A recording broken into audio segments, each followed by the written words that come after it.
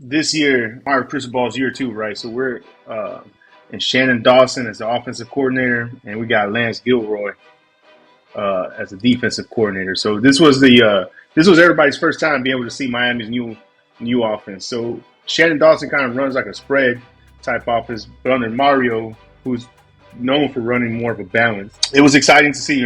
Miami. Tyler Van Dyke had a good outing. He had 278 yards passing.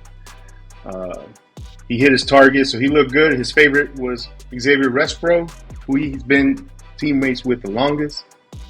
Right, so that was, to me, was something that we needed to see in the spring game, is TVD looking like TVD from 2 years ago. Last year, he was not there. It was shoulder injuries. Sophomore slump, we can call it whatever it was, but he looked terrible at times. So it was good to see him having a good day. His backup, Ja'Cory Brown, was 5 for 11 on passes, missing people. But Miami last year used him in the Wildcat type schemes. He's a fast runner. He's a big guy. And their third string, Emory Williams, he was 4 for 4. And for the small time that he was in, he was exciting to watch. So that to me is the quarterback play for Miami was so inconsistent last year so we had to see something going on with their offensive line.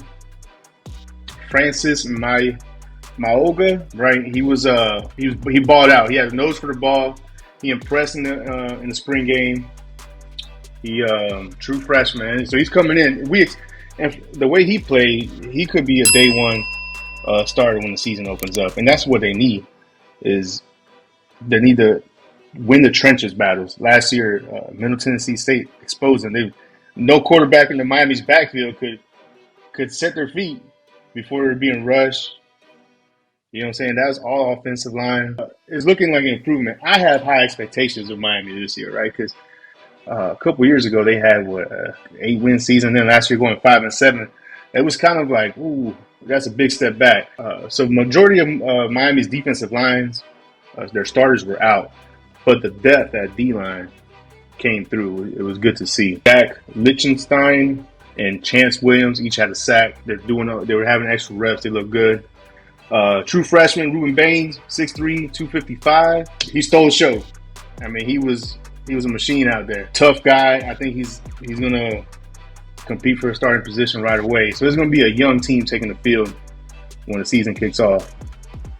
Wide receivers, like I said, Respro is probably the most consistent guy that he's had in the last couple of years. So they got Ray Joseph and Jacoby George.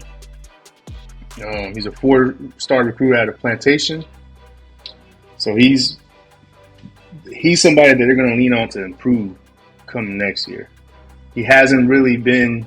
He's missed 9 games, different reasons and stuff here and there. But he's coming in as the experience for the wide receiver corps. Also, Alabama transfer Javion Cohen set to start at right guard. That's a good take from Bama. And one thing that is Will Mallory, he's going off to the NFL. Replacing him, that dude was that dude at tight end. Miami's known for having great tight ends, and he wasn't lacking in that. The guy was fast. He had good hands. Tough receiver. I believe Miami has the tools to go and have a winning season this year. I'm not going to go out on a limb and say Miami is going to be like, oh, we're going to win the ACC. The ACC has Clemson, Florida State, North Carolina that are trending up. Have been trending up. But I think Miami has what it takes to come out of there and compete this year. Yeah, college football is better when Miami is good, right? So I know you talked about the offense and stuff like that, and Tyler Van Dyke, he did have a bad year last year, but your defense was also atrocious last year. Y'all could not stop the run. Y'all couldn't stop nothing. Couldn't stop the pass, the run, between the tackles, on the edges. It was bad. But I know. But I think that this is only his second season. I think Cristobal by year 3, 4, he gonna have that thing humming just like he had Oregon humming. So takes time, takes patience, but he also has to get some recruits, man, because you can't let Florida and Georgia steal all the in-state guys. You know what I mean? That can't happen. You can't let them come into South Miami when them guys should be going to Miami, and they going to Georgia, Florida. Hell, even Texas, we came in there and got some players out of Florida. So So the only thing I had, the takeaways I had was Francis Maui Goa, Mm-hmm. right? I mean, that's the type of player that they needed on that offensive line. And as we said, Mario Cristobal's niche is the offensive line, right? He had to rebuild that offensive line from last year. Man, and that dude was dominating in that spring game. Ruben Bain, another freshman.